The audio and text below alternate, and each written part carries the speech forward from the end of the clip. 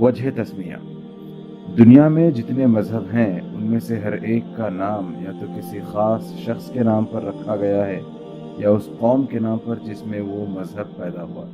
مثلاً عیسائیت کا نام اس لیے عیسائیت تھا کہ اس کی نسبت حضرت عیسیٰ علیہ السلام کی طرف ہے۔ بدھ مت کا نام اس لیے بدھ مت ہے کہ اس کے بانی مہاتما بدھ تھے۔ زردشتی مذہب کا نام اپنے بانی زردشت کے نام پر ہے۔ یہودی مذہب ایک خاص قبیلے میں پیدا ہوا جس کا نام یہودا تھا۔ ایسا ہی حال دوسرے مذاہب کے ناموں کا بھی ہے، مگر اسلام کی خصوصیت یہ ہے کہ وہ کسی شخص یا قوم کی طرف منسوب نہیں ہے، بلکہ اس کا نام ایک خاص صفت کو ظاہر کرتا ہے جو لفظ اسلام کے معنی میں پائی جاتی ہے۔ یہ نام خود ظاہر کرتا ہے کہ یہ کسی ایک شخص کی ایجاد نہیں ہے، نہ کسی ایک قوم کے ساتھ مخصوص ہے۔ اس کو شخص یا ملک یا قوم سے کوئی علاقہ نہیں، صرف اسلام کی صفت لوگوں میں پیدا کرنا اس کا مقصد ہے۔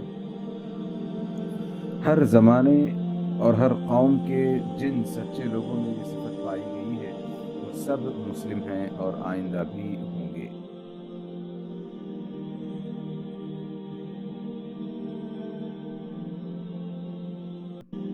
لفظ اسلام کے معنی: اسلام کے معنی عربی زبان میں اطاعت اور فرما برداری کے ہیں۔ مذہب اسلام کا نام اسلام اس لیے رکھا گیا ہے کہ یہ اللہ کی اطاعت اور فرما برداری ہے۔ اسلام کی حقیقت: تم دیکھتے ہو کہ دنیا میں جتنی چیزیں ہیں سب ایک قاعدے اور قانون کے تابع ہیں۔ چاند اور تارے سب ایک زبردست قاعدے میں بندھے ہوئے ہیں جس کے خلاف وہ بال برابر بھی جنبش نہیں کر سکتے۔ زمین اپنی خاص رفتار کے ساتھ گھوم رہی ہے۔ اس کے لیے جو وقت اور رفتار اور راستہ مقرر کیا گیا ہے اس میں ذرا فرق نہیں آتا۔ پانی اور ہوا، روشنی اور حرارت سب ایک ضابطے کے پابند ہیں۔ جمادات، نباتات اور حیوانات میں سے ہر ایک کے لیے جو قانون مقرر ہے اسی کے مطابق یہ سب پیدا ہوتے ہیں، بڑھتے اور گھٹتے ہیں، جیتے ہیں اور مرتے ہیں۔ خود انسان کی حالت پر بھی تم غور کرو تو معلوم ہوگا کہ وہ بھی قانون قدرت کا تابع ہے۔ جو قاعدہ اس کی زندگی کے لیے مقرر کیا گیا ہے اسی کے مطابق سانس لیتا ہے، پانی اور غذا اور حرارت اور روشنی حاصل کرتا ہے۔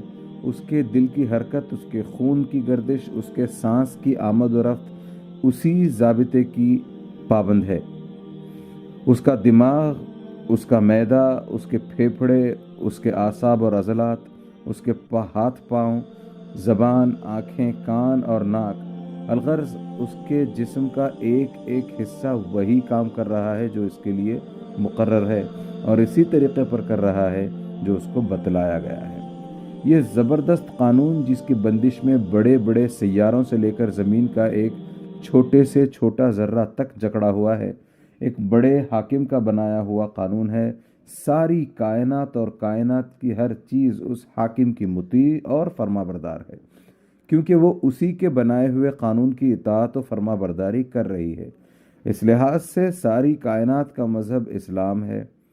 کیونکہ ہم اوپر بیان کر چکے ہیں کہ خدا کی اطاعت اور فرما برداری ہی کو اسلام کہتے ہیں، سورج، چاند اور تارے سب مسلم ہیں، زمین بھی مسلم ہے، ہوا اور پانی اور روشنی بھی مسلم ہے، درخت اور پتھر اور جانور بھی مسلم ہے، اور وہ انسان بھی جو خدا کو نہیں پہچانتا اور خدا کا انکار کرتا ہے یا جو خدا کے سوا دوسروں کو پوجتا ہے اور خدا کے ساتھ دوسروں کو شریک کرتا ہے، ہاں وہ بھی اپنی فطرت اور طبیعت کے لحاظ سے مسلم ہے، کیونکہ اس کا پیدا ہونا، زندہ رہنا اور مرنا سب کچھ خدائی قانون کی ہی کے ماتحت ہے۔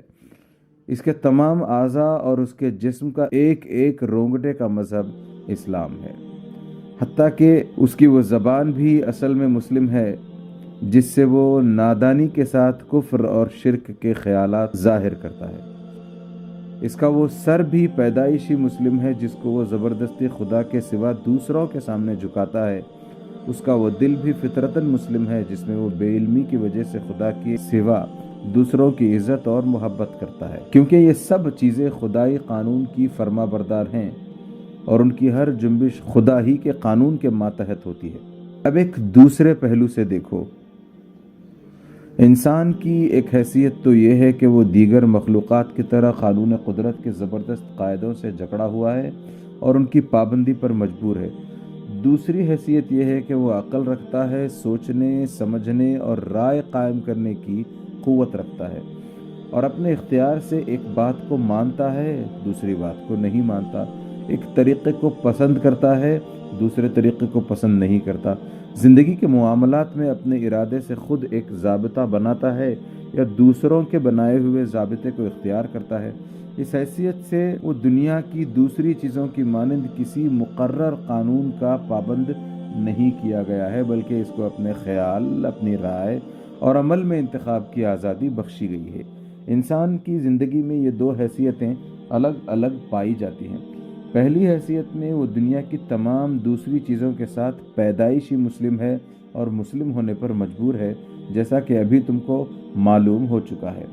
دوسری حیثیت میں مسلم ہونا یا نہ ہونا اس کے اختیار میں ہے، اور اسی اختیار کی بنا پر انسان دو طبقوں میں تقسیم ہو جاتا ہے۔ ایک انسان وہ ہے جو اپنے خالق کو پہچانتا ہے، اس کو اپنا آقا اور مالک تسلیم کرتا ہے، اور اپنی زندگی کے اختیاری کاموں میں بھی اسی کے پسند کیے ہوئے قانون کی فرما برداری کرتا ہے۔ یہ پورا مسلم ہے۔ اس کا اسلام مکمل ہو گیا، کیونکہ اب اس کی زندگی سراسر اسلام ہے۔ اب وہ جان بوجھ کر بھی اسی کا فرما بردار بن گیا جس کی فرما برداری وہ بغیر جانے بوجھے کر رہا تھا۔ اب وہ اپنے ارادے سے بھی اسی خدا کا مطیع ہے جس کا مطیع وہ بلا ارادہ تھا۔ اب اس کا علم سچا ہے کیونکہ وہ اس خدا کو جان گیا ہے جس نے اس کو جاننے اور علم حاصل کرنے کی قوت دی ہے۔ اب اس کی عقل اور رائے درست ہے کیونکہ اس نے سوچ سمجھ کر اسی خدا کی اطاعت کا فیصلہ کیا ہے جس نے اسے سوچنے، سمجھنے اور رائے قائم کرنے کی قابلیت بخشی۔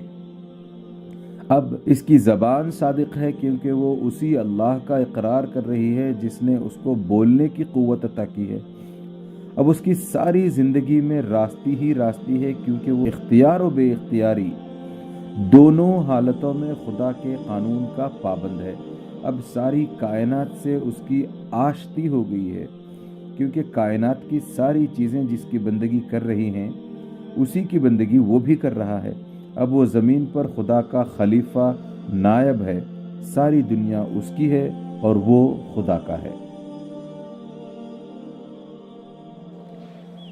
کفر کی حقیقت۔ اس کے مقابلے میں دوسرا انسان وہ ہے جو مسلم پیدا ہوا تو ہو اور اپنی زندگی بھر بے جانے بوجھے مسلم ہی رہا، مگر اپنے علم اور عقل کی قوت سے کام لے کر اس نے خدا کو نہ پہچانا اور اپنے اختیار کی حد میں اس نے خدا کی اطاعت کرنے سے انکار کر دیا۔ یہ شخص کافر ہے۔ کفر کے اصل معنی چھپانے اور پردہ ڈالنے کے ہیں۔ ایسے شخص کو کافر اس لیے کہا جاتا ہے کہ اس نے اپنی فطرت پر نادانی کا پردہ ڈال رکھا ہے۔ وہ اسلام کی فطرت پر پیدا ہوا ہے، اس کا سارا جسم اور جسم کا ہر حصہ اسلام کی فطرت پر کام کر رہا ہے۔ اس کے گرد و پیش ساری دنیا اسلام پر چل رہی ہے، مگر اس کی عقل پر پردہ پڑ گیا ہے۔ تمام دنیا کی اور خود اپنی فطرت اس سے چھپ گئی ہے۔ وہ اس کے خلاف سوچتا ہے، اس کے خلاف چلنے کی کوشش کرتا ہے۔ اب تم سمجھ سکتے ہو کہ جو شخص کافر ہے وہ کتنی بڑی گمراہی میں مبتلا ہے۔